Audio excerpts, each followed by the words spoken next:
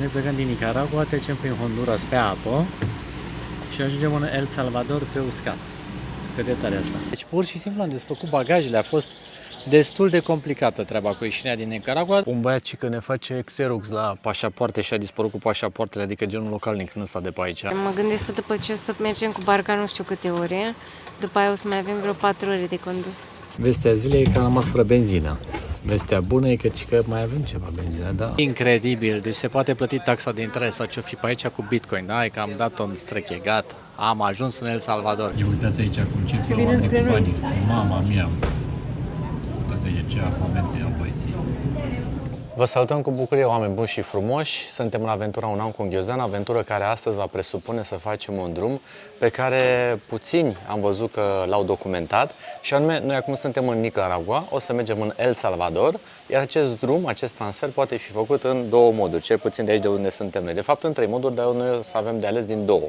Unul ar fi pe cale terestră, respectiv va trebui să trecem inclusiv prin Honduras, care, noi din câte am citit, este destul de periculos acest transfer și s-au mai raportat chestii, să spunem, neplăcute pe acel drum și aceea de-a doua variantă este cea pe cale maritimă, respectiv să mergem, să traversăm Golful și acum o să vă spun mai multe despre cum se întâmplă asta. Deci mergem din Leon cu microbusul până în Potosi, din Potosi luăm barca și prin barcă trecem prin Golf, da, și ajungem la Union. În Union, care este deja în El Salvador. Avem un pic de emoții, vă spunem sincer. Am găsit și căutat și identificat tot felul de zăpăceri, însă cam asta înseamnă să fii în aventura Un an cu Ghiozdan, asta înseamnă să fii backpacker, asta înseamnă să explorezi. Uneori vine la pachet cu provocări, așa că ce să mai lungim vorba, hai să documentăm cum se face acest transfer, pentru că am văzut că mulți oameni caută informația, mai ales dintre cei care sunt pe aici prin zona noastră, să înțeleagă cât de bine este, cât de ok și mai ales cât costă și cum va fi totul. Dacă n-ați făcut-o deja, vă recomand cu mare drag să apăsați pe butonul ăla de subscribe, pentru că o să vă ajute și în viitor să ajungeți la materialele pe care noi le facem. Dați acolo notificări all pe clopoțel, o să vă ajute și acest aspect. Asta, practic, pentru noi este metoda gratuită prin care ne susțineți și rămânem în contact permanent. Și la fel de bine ne ajută un like, asta este practic modul prin care ajungem la și mai mulți oameni frumoși așa ca și voi, pentru că asta practic este metoda prin care algoritmul ne împinge mai departe cu conținutul pe care noi îl postăm aici. Deci dacă vă place ceea ce facem și contentul pe care îl avem aici, dați un like. La final, dacă nu v-a plăcut, puteți să vi luați înapoi, dar încă o dată noi facem totul pentru voi pe canalul vostru de YouTube. Hai să dăm drumul! Hola! Suntem pe drum și mai avem puțin până ajungem la zona de port, de unde să luăm barca. Până aici drumul a mers ok. Ce să zic, totul este conform graficului, deci suntem într-un microbus, cum s-a întâmplat să mai fim și în alte ocazii de transfer pe aici prin Nicaragua. Și abia așteptăm să vedem ce urmează. Suntem de vreo 2 ore, așa, deja de vreo 2 ore pe drum. Da, e bine, nu putem să ne plângem de nimic. Deci situația în felul următor, în spatele nostru este vama.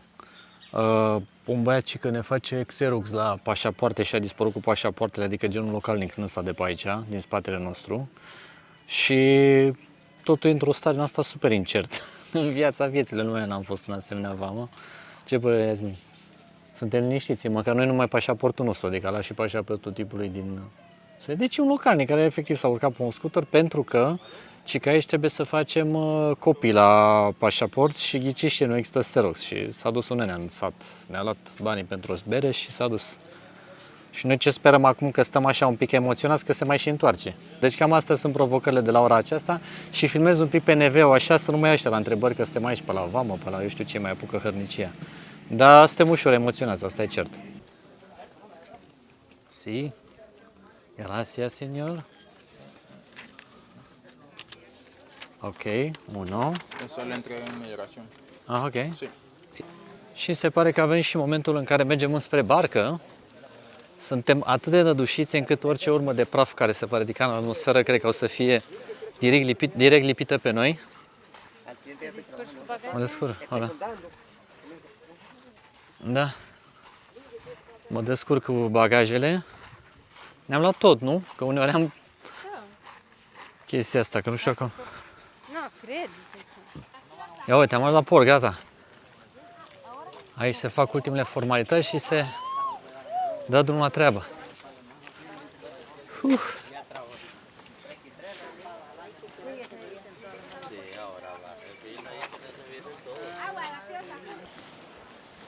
După ce ne-au căutat literalmente și în fund, a trebuit să descărcăm toate bagajele, să le deschidem. Au vrut să ne ia și alcoolul, că aveam și noi niște amintiri pe bază de o sticlă mică de rom. Am ajuns într-un final la parc, unde Iasmin deja s-a urcat și cam asta este demersul de aici. E cu provocări, nu pot să zic nimeni că e o chestie facilă, dar Doamne ajută că am ajuns și până aici.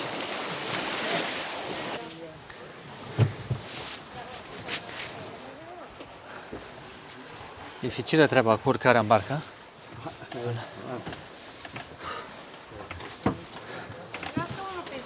Nu, las. E destul de mare provocarea cu urcatul, cu asta. A picat motorul pe mine, am crezut că mi-a fără în picioare. Băi, frate, dar zici tu cum ne-au despăiat ăștia până la chiloți. La vamă.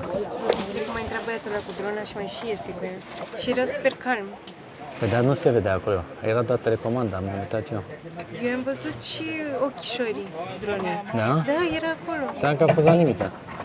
Că nu s-a uitat. Acolo în față se face partea de securizare a bagajelor, după cum se poate vedea domnul. Este... Zice să vină cineva mai în față, probabil. Ok. Deci se face pregătirea bagajelor să fie securizate. Iar pentru noi, una peste alta, trecerea acestei vămi a fost un pic de agitație. De când eram mic și treceam la bulgari sau la greci, n-am mai simțit așa control. Vrei să zici tu ceva? O impresie așa la cald? Pe tine te cam doare căpuțul un pic. Îmi doare capul. A fost așa un moment... Vreau să ajungem. Mă gândesc că după ce o să mergem cu barca nu știu câte ore, după aia o să mai avem vreo 4 ore de condus. Da, e un transfer destul de lung, am putea spune, dar... Deci e ca un sport din ăla lung de 14 ore, doar că îl facem în o grămadă de bucăți și cu mai multe bătăi de cap. Da, da, e complicat să spunem așa. Și costă cam cât un zbor. Și costă cam cât un zbor. Deci cam asta înseamnă să treci din Nicaragua în El Salvador și mai era varianta terestră care era și mai lungă și mai complicată. Și mai obositoare, că trebuia să pleci noaptea. Și mai plin de pericole. Trebuia să pleci cu noaptea în cap. Da. Mamă, ne dă nene apă. Oh, Dar ne uite, dă apă apă, la punguță. Oh, apă la punguță. Yeah. Ok. Vrei apă la punguță în asta? Crezi că e sigur să bem așa apă? Uite, era punguța. E la punguță. Ok, gracias. Thank you. Cum se bea? Pur și simplu, spargi. Thank you. It's gonna be needed.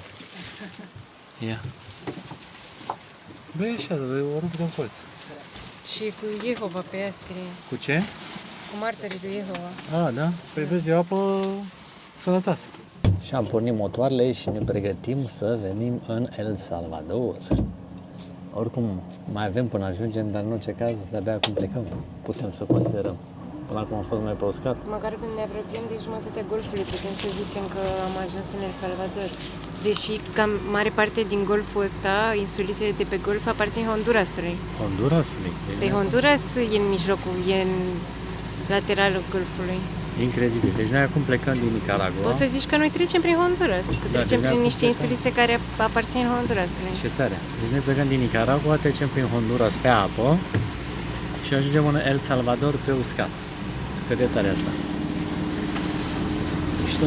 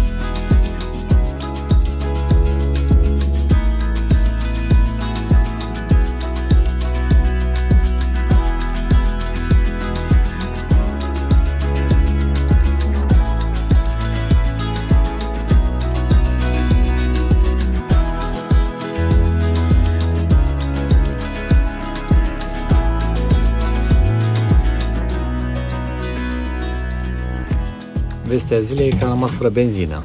Vestea bună e că mai avem ceva benzină, da? Să vedem dacă băieții sunt pregătiți pe aici, tot meșteresc la ce se întâmplă pe spate. Nu, dar acum că s-a oprit parcă, mi se pare că e atât de cald, deci E incredibil de cald, da? Și acum de bine ce am rămas fără benzină, domnule, ia și pașapoartele, să sperăm că e totul clar. Ia, bagă le bagă acolo, la punguța verde. La volcanul verde, pardon. Cu voia bunului Dumnezeu am ajuns și în El Salvador. S-a parcat bărcuța. Captain. Hola. Capitan. Hola. Oh, gracias. Muchas gracias. Fue un viaje muy bueno, Sí, sí, sí. Muy bueno.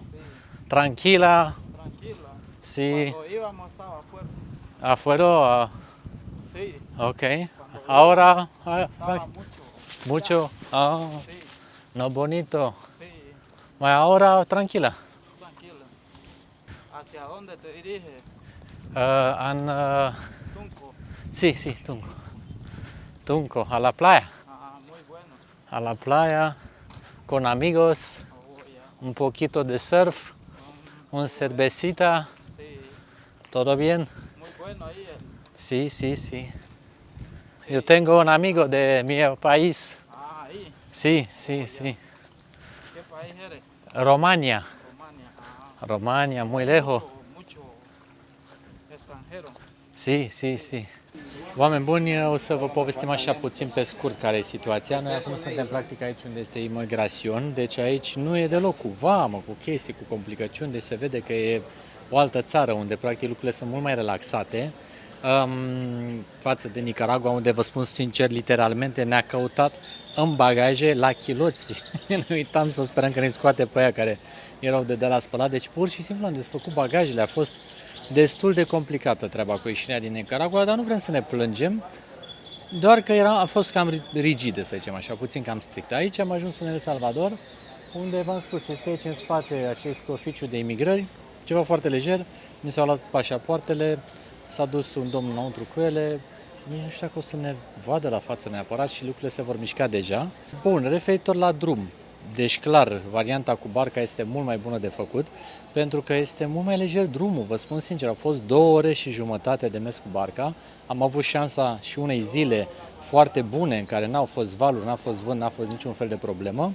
Capitanul, am vorbit un pic cu el, mi-a spus că la dus, ați văzut, am discutat puțin cu el pe drum, la dus a fost un pic mai așa, mai cu valuri, dar acum la întoarcere noi am avut chiar șansa unei zile senzațional de bune în care n-am simțit absolut niciun deranj. Deci au fost 2 ore și jumătate de plimbare cu barca super lejeră. Deci, noi nu știm exact cum este cu mașina să treci prin Honduras, însă varianta aceasta cu barca nouă ne-a plăcut și ni s-a părut foarte convenabilă și chiar relaxantă. Acum așteptăm să vedem când o să fim lăsați să intrăm, dar eu zic că mare parte cam asta a fost experiența, totuși o să merg și la Yasmin să văd dacă are ceva de adăugat extra. Acolo este grupul cu care am venit, toată lumea se relaxează, suntem într-o stare de bine după drumul ăsta, care totuși a fost destul de relaxant până la urmă urmei. Yasmin acum află informațiile unde se poate mânca, cum o să ne ducă domnul șofer, s-a făcut organizarea, că îi arată că am luat niște bananite din astea, dar poate domnul ne oprește. Dar oricum, până acum, la prima vedere așa, oamenii sunt super amabili și la fel și grupul cu care am venit, chiar au fost un grup super compact. Așa, Yasmin, ești aici în fața oficiului de imigrare. Cum a fost experiența cu barca? Eu am rezumat-o așa în câteva cuvinte, dar spune și tu cum ți s-a părut până acum. Pentru că, până la urmă, decizia de a veni aici a fost una gândită împreună și tu ai făcut toată organizarea. Cum a fost? Deci a fost bine, pentru că eu nu mi-am dat seama că a trecut timpul. Am dormit cam tot drumul, a fost super liniștitor. Mi-a trecut și durerea de cap, m-am odihnit, mă mai stropea puțin apa, așa mă răcorea, puțin, fresh. Domnul șofer pare super de treabă, să mergem cu el în față și în 4 ore ajungem la noi la cazare. A zis că peste o oră jumate o să oprească la o benzinărie de unde o să ne luăm hot dogi. Am înțeles. Și cum, dacă ar fi așa să descrii toată experiența versus, adică cu cea cu mașina pe care n-am încercat-o, dar pentru toți cei care vor urmări acest material, și se gândesc. Ok, nu știu să spun, adică nu pot să-mi dau cu părerea exact, dar eu zic că ne-am mișcat destul de bine, sincer. Și ți-a fost confortabil, a fost safe, a fost da, ok? A fost Bine, confortabil. am avut și șansa Ne-am unei putut mări. trezi și noi normal, să mâncăm micul dejun, n-am mai plecat cu noaptea în cap la 4 dimineața, ne-am făcut toate treburile, acum ajungem diseară și putem să dormim liniștiți, știi? Da, deci una peste alta, așa, pentru cei care ar vedea acest material, recomanzi această experiență? Da, recomand. Super. Deci am luat un feedback așa la cald. Aici scrie că acceptă Bitcoin. Da, da? Dar la Wow, ce anume, ia, dăm bani? unde? Ah. Wow, nu pot să cred. Ia uitați aici, oameni, cu ce poți să plătești. Incredibil, deci se poate plăti taxa de intrare sau ce-o fi pe aici cu Bitcoin, da? E că am dat-o în strechegat, am ajuns în El Salvador, cam asta e treaba. Oameni buni și frumoși, și am primit viza pentru 180 de zile, Iasmin. 180 de zile stăm aici. Jumătate de an, frate. Și se poate plăti cu cripto. Ceva păreri? Părere bună, da. Totul e bine. Mai puțin faptul că nu avem deloc spațiu aici și cineva o să aibă spațiu dublu la picioare și noi nu avem. Eu, uite O cum să stau rog cu să-mi picioare. ține și mie, că eu îți dau. Uite-te cum stau cu picioare. 4 ore. 4 ore așa, nu? Deci aventura continuă, dar nu vrei să-l rog eu pe domnul să conduc eu și să stai în dreapta? Am și plecat. 11, ¿no? Ah, 11. 11. Con usted? No, 12 eran conmigo. Ah. 12. Iată că am plecat la drum, suntem aici cu domnul șofer, suntem și cu gașca din spate, cu gașca care a trecut viza, practic, cu care am trecut și granița. Hola! Ia uitați aici cum circulă oamenii cu banii. Mama mia! Uitați aici ce momente au băieții. Iată, ne ajung și în El Salvador, ne-am și cazat, suntem în cameră. Am auzit mai mult timp în El Salvador, Iubirea, acum suntem în El Tunco, mai Tunco, specific. da, mai specific. Deci, pe scurt, ce putem să vă spunem așa ca o concluzie a zilei de astăzi este că drumul a fost foarte obositor, cel puțin eu așa l-am simțit. Și deși am dormit o grămadă, am dormit pe barcă și am în și autobuz. dormit, da, și a fost și totul super ok, adică vă spun sincer, nu vreau să ne gândim ce ar fi însemnat niște provocări suplimentare, adică ne-a ajutat Bunul Dumnezeu să avem o zi lipsită de valuri, de incidente, de ploaie, vânt, de intemperii, de orice fel de chestii. Adică transferul ăsta, dacă ar fost să fi fost făcut pe mașină, adică cu mașina, prin mașină, da, prin transfer, cu trecut încă 2 granițe extra, noaptea cu trezit de la 4 dimineața și cam ce ar fi presupus varianta cealaltă, Cred că era și mai și. ar fi fost teoretic mai complicat. Acum poate cineva o să ne mai lasă comentarii, să ne spuneți dacă ați făcut asta și dacă vi s-a părut mai complicat sau nu. Habar n-avem cum a fi fost altfel. Dar noi suntem mulțumiți de cum a mers. Noi suntem foarte mulțumiți de cum a mers și at the end of the day suntem ok, adică acum mergem să și mâncăm ceva. Dar trebuie să ne recuperăm, că e Da. foarte somn. Da, a fost destul de provocator, dar bine, a fost bine. Testarea patului. Da. Testarea patului, cazarea e decentă, e, cum știm, na, e bine. Avem aer condiționat. Avem aer condiționat, avem și TV, avem și baie proprie. Stăm în centru. Stăm în centru, ce să mai, nu putem să ne plângem. Așa că mergem să păpăm, închidem aici transmisiunea în direct și În direct, reluare. în direct și în reluare și cu speranța că v-a fost de folos și materialul de astăzi și ați văzut cam ce înseamnă aventura, poate chiar o să și veniți pe aici și să știți cum să faceți acest transfer. Este funcțional și într-o parte și într-alta, da? Adică și dacă veniți din El Salvador către Nicaragua și invers, e bine toate bune. Așa că noi v-am pupat, o seară faină și ne vedem în vlogurile următoare. Nu uitați de subscribe și de like. Ciao, ciao!